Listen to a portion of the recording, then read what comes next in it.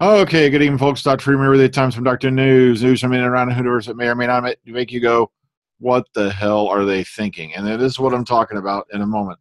Matter of fact, let's just go right to the nitty gritty, all right?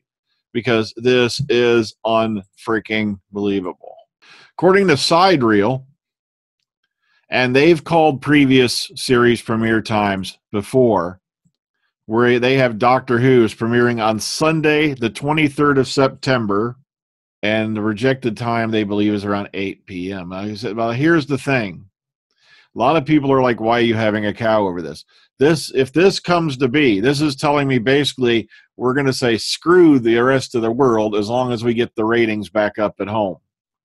This is the message they're sending, and I'll tell you why. Doctor Who was the highest rated drama on Saturday night on BBC America. It's their Saturday, basically their Saturday show. It's their big drawer. And now, if this comes to pass, BBC America is going to have to move it to Sunday night. Now, how that's going to affect ratings on them, I really don't know, but it cannot be positive when people are used to getting it on Saturday. Also, as I've told you before, putting it on around 8 p.m., say you put it on around 8 p.m. on a Sunday night.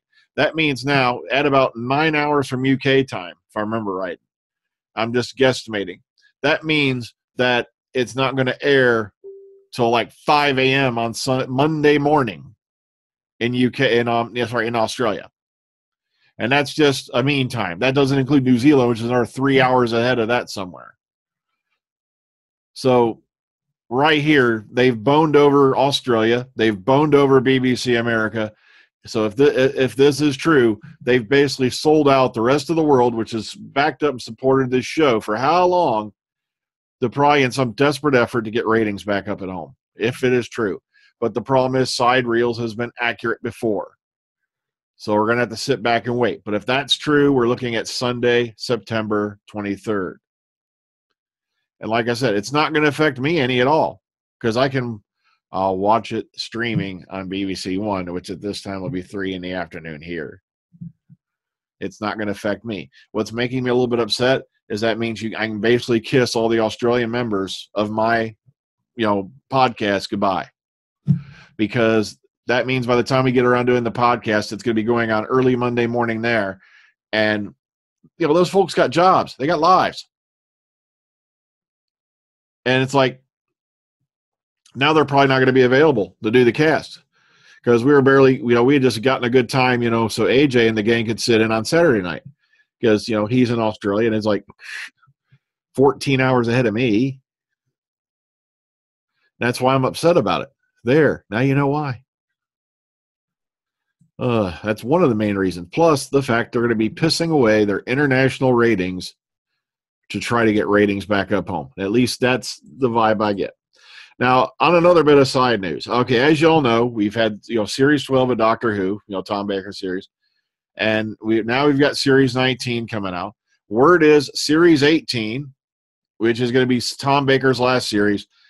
Last Minnesota Gallifreyan heard was it's coming out in February of next year. Also, I found out something else. It turns out it's not Series 9 of Pertwee. It's going to be the one following.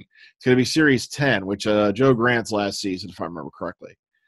So we're going to keep that in mind. So it's not Series 9. It's coming out on Blu-ray. It's Series 10.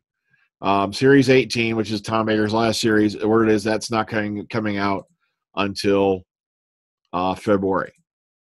Okay, so still, that's not that far away. Sadly, that means winter comes. Winter is coming. Okay, get out of here, Ned Stark. All right. Also, this shot cropped up today. I won't say from where.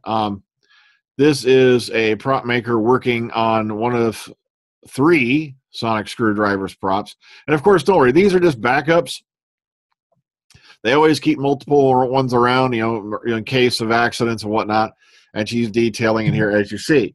But that also proves that, once again, somebody else had inside info since they were the ones telling everyone that the sonic screwdriver was in South Africa. I wonder who that was. Yeah. Okay, so moving forward. So this is where I got the information about Sidereels.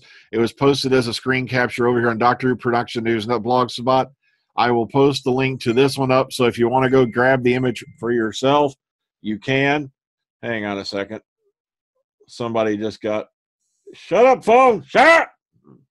So I'll post this for you so you can go grab it for yourself, okay? Grab it for yourself.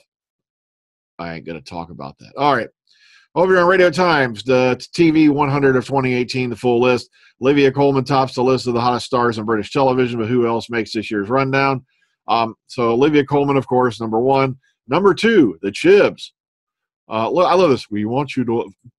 Oh, great. I just screwed up. All right. I hit the allow and not now. I'm never going to hear the end of it.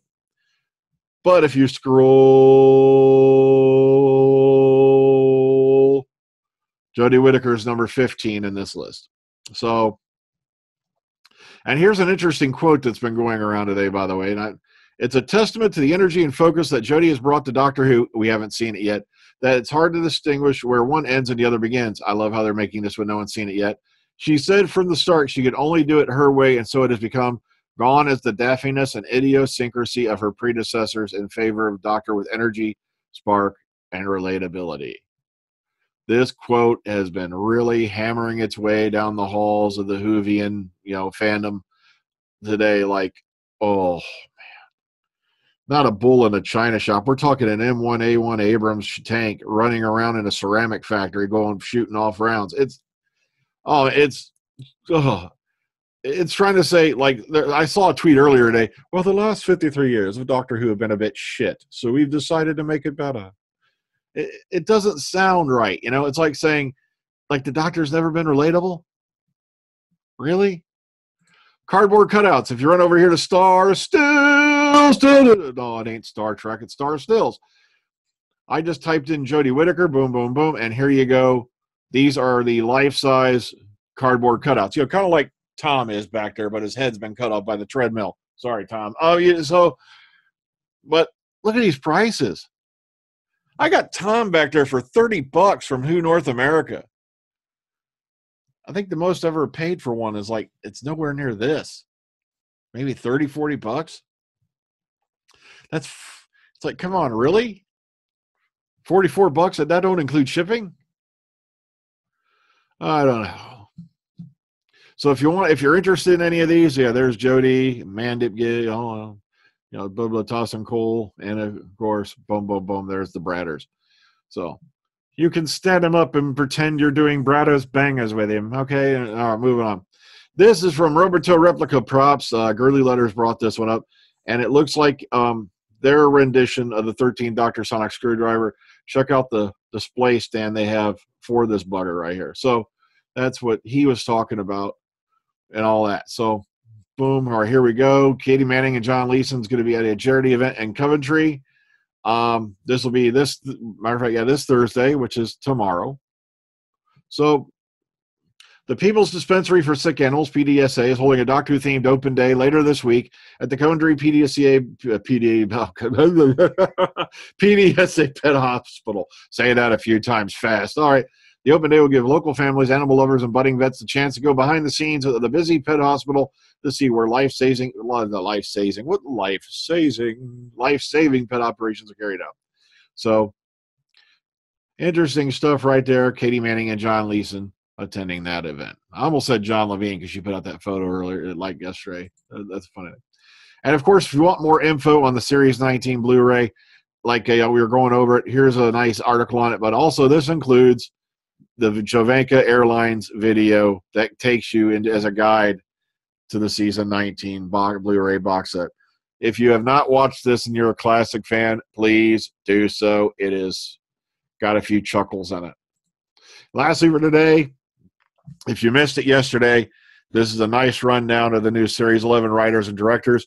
Of course, you'll notice Wayne Yip's name is not on this list. That's because he's directing Christmas, as far as we know.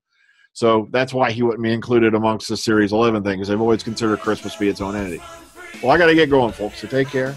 Enjoy the rest of your evening. We'll see you on the flip side. Have a good one. Take care, my lovely audience.